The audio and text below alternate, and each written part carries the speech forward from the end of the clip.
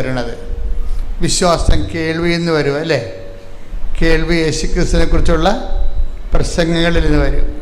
അതൊരു വരവാണ്. വിശ്വാസം എങ്ങനെ വരുന്നു, നമ്മളിലേക്ക് എങ്ങനെ വരണത്? വിശ്വാസം നമ്മളിലേക്ക് എങ്ങനെ വരണത്? ഒന്നെങ്ങനെ വരണത്? വിശ്വാസം കേൾവിയിൽ നിന്ന്. പിന്നെന്താണ്? കേൾവി യേശുക്രിസ്തുവിനെ കുറിച്ചുള്ള അറിവിൽ നിന്ന്, അല്ലെങ്കിൽ പ്രസംഗത്തിൽ നിന്ന് ആണ് വിശ്വാസം വരണത്. ഇനി വിശ്വാസം ഗിഫ്റ്റായിട്ട് വരും. കാര്യം ഇതൊരു പ്രാഥമിക, ഇപ്പം നമ്മൾ ഒരു 10ാം ക്ലാസ് വരെയൊക്കെ പഠിക്കണ പോലെ തന്നെയാണ് വിശ്വാസം കേൾവിയിൽ നിന്ന്, കേൾവി യേശുക്രിസ്തുവിനെ കുറിച്ചുള്ള അറിവിൽ നിന്ന്. ഇങ്ങനെ ബൈബിൾ വായിക്കുകയും ബൈബിൾ പ്രസംഗം കേൾക്കുകയും ചെയ്യുന്നതനുസരിച്ച് കൊണ്ട് നമുക്കൊരു വിശ്വാസം നമ്മൾ രൂപപ്പെട്ട് പതുക്കെ വരും. ഭയങ്കര സ്ലോ പ്രോസസ്സാണ്. വിശ്വാസം കേൾവിയിൽ നിന്ന് വരുന്നത് സ്ലോ പ്രോസസ്സാണ്. പക്ഷേ ഉള്ളത് ഉരുക്കായിട്ട് നല്ല ബലമായിട്ടിരിക്കും. അതാണ് ആ വിശ്വാസത്തിൻ്റെ പ്രശ്നം. അതായത് വിശ്വാസം കേൾവിയിൽ നിന്ന് വരണത്. ഇനി ഈ വിശ്വാസം തന്നെ ഗിഫ്റ്റായിട്ട് കിട്ടും. ഗിഫ്റ്റായിട്ട് കിട്ടുമെന്ന് വെച്ച് കഴിഞ്ഞാൽ കുറച്ച് നമ്മൾ വിശ്വസിച്ച് നിൽക്കുന്നു. വിശ്വാസത്തിന് വലിയ ഗ്രോത്തൊന്നുമില്ല, പക്ഷെ നമുക്ക് ഭയങ്കരമായ ആഗ്രഹമാണ് വിശ്വാസത്തിൽ വളർന്നേ പറ്റത്തുള്ളൂ. കർത്താവ്, കാര്യം വിശ്വാസം കൊണ്ടാണല്ലോ നീതിമാൻ ജീവിക്കണത്, ഇല്ലേ? ഇപ്പം ഹെബ്രായർ 11:1 എടുത്തേ.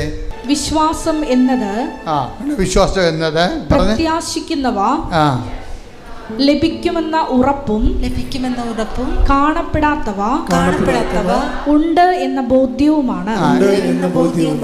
അപ്പോഴേ ഇത് ഒരു 1ാം ക്ലാസ് മുതൽ 4ാം ക്ലാസ് വരെയുള്ള വിശ്വാസത്തിൻ്റെ പ്രഥമ പാഠങ്ങളാണ്. ഈ വിശ്വാസത്തിൻ്റെ പ്രഥമ പാഠങ്ങൾ കഴിഞ്ഞാൽ പിന്നീട് എന്താണ്? ബൈബിൾ പിന്നെയും പറയും വിശ്വാസത്തിൻ്റെ പ്രഥമ പാഠങ്ങൾ തന്നെ നിങ്ങൾ കിടക്കരുത്. വിശ്വാസത്തിൻ്റെ പ്രഥമ പാഠങ്ങൾ കടന്ന് നമുക്ക് പക്വതയിലേക്ക് വളരാം, അല്ലേ? ഹെബ്രായർ 6:5 വിശ്വാസത്തിന്റെ പ്രഥമ പാഠങ്ങൾ. ശ്രുതികട ഹല്ലേലൂയ. 6:1 അതിനാൽ ക്രിസ്തുവിന്റെ വചനത്തിന്റെ പ്രഥമ പാഠങ്ങൾ പിന്നിട്ട് നമുക്ക് പക്വതയിലേക്ക് വളരാം. ഇതാണ് ഞാൻ പറയണത് എപ്പോഴും. അതായത് വിശ്വാസം എന്ന് പറയണത് ഈ ക്രൊണോളജിക്കൽ ഗ്രോത്ത്. നമുക്ക് ശരീരം വളരുന്നു. നിനക്ക് 25 വയസ്സുണ്ട്, ഓക്കെ. പക്ഷേ നീ ആത്മീയതയിൽ തോറ്റ കക്ഷിയാണോ ജയിച്ച കക്ഷിയാണോ എന്ന് അറിയണമെങ്കിൽ 25 വയസ്സിൻ്റെ ഫെയ്ത്ത് ലെവൽ ഉണ്ടാകണം. 25 വയസ്സിൻ്റെ ഫെയ്ത്ത് ലെവൽ ഉണ്ടാകണം. ചില ആൾക്കാർക്ക് ഇത് എടുത്താൽ പൊങ്ങാത്തതിൻ്റെ കാരണം ഇവരുടെ ഫെയ്ത്ത് ലെവൽ താഴെയാണ്. അവരുടെ പ്രായത്തിനൊത്ത വിശ്വാസമില്ല. ചിലപ്പോൾ വയസ്സ് 70 ഉണ്ടാകും, വിശ്വാസം ചിലപ്പോൾ 7 വയസ്സുകാരൻ്റെതായിരിക്കും. കാര്യം ഇതിന് മെയിൻ്റെനൻസ് ആവശ്യമായൊരു വിഷയമാണ്. അതുകൊണ്ട് 10:17 റോമ 10:17 ആകയാൽ വിശ്വാസം കേൾവിയിൽ നിന്നും കേൾവി ക്രിസ്തുവിനെ പറ്റിയുള്ള പ്രസംഗത്തിൽ നിന്നുമാണ്. ഈ ക്രിസ്തുവിന് വിശ്വാസം വളരണമെങ്കിൽ നമുക്ക് പല വിശ്വാസം ഉണ്ടാവും, അല്ലേ? അമേരിക്കയും ഇപ്പോൾ ഇറാനും ഇസ്രായേലും തമ്മിൽ യുദ്ധം ചെയ്യുന്നു. ചിലർ വിശ്വസിക്കണത് ഇറാൻ ജയിക്കുമെന്ന്, ചില ആൾക്കാർ വിശ്വസിക്കണത് ഇസ്രായേൽ ജയിക്കുമെന്ന്. അങ്ങനെയൊക്കെ മനുഷ്യന്മാർക്ക് പല പല വിശ്വാസം ഉണ്ടാവും.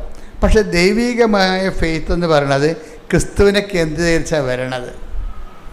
ക്രിസ്തുവിന് നിനക്കുള്ള അറിവാണ് നിൻ്റെ അനുഭവങ്ങളുടെ അനുപാതത്തെ നിശ്ചയിക്കണത്. ക്രിസ്തുവിന് നിനക്കുള്ള അറിവ് ആണ്. അപ്പോൾ എപ്പോഴും നമുക്ക് ഈ പരിശുദ്ധാത്മാവിനോട് നമ്മൾ ചോദിക്കുമ്പോൾ, നിങ്ങൾ ഉടമ്പടി എടുക്കുമ്പോഴൊക്കെ നിയോഗങ്ങൾ വെക്കത്തില്ലേ? അപ്പോൾ ഇത് പുതുക്കുമ്പോഴെങ്കിലും നിങ്ങൾ ശ്രദ്ധിക്കണം. പരിശുദ്ധാത്മാവിനോട് ചോദിക്കണത്, ഇപ്പം നമ്മൾ പരിശുദ്ധാത്മാവിന് വേണമെന്ന് പറയണത്, പരിശുദ്ധാത്മാവിൻ്റെ ദാനങ്ങൾ 7 7ഒന്നുമല്ല, 10, 70, 70,000 ഒക്കെ ഉണ്ട്. പക്ഷെ നമ്മളതിനൊരു ഒരു കാറ്റഗറിക്കലേക്ക് ചെയ്യാൻ വേണ്ടിയാണ് നമ്മൾ 7 പറയണത്. 7 പറഞ്ഞാൽ എല്ലാം ബൈബിൾ പഠിക്കണത്. 7 ദിവസം ദൈവം സൃഷ്ടിച്ചത്, ഉദാശകൾ 7. അങ്ങനെ എന്താ കാര്യത്തിൽ 7 ഒരു പൂർണ്ണമായ നമ്പർ ആയതുകൊണ്ടും ബിബ്ലിക്കൽ റെവലേഷൻ്റെ ഭാഗമായതുകൊണ്ടുമാണ്.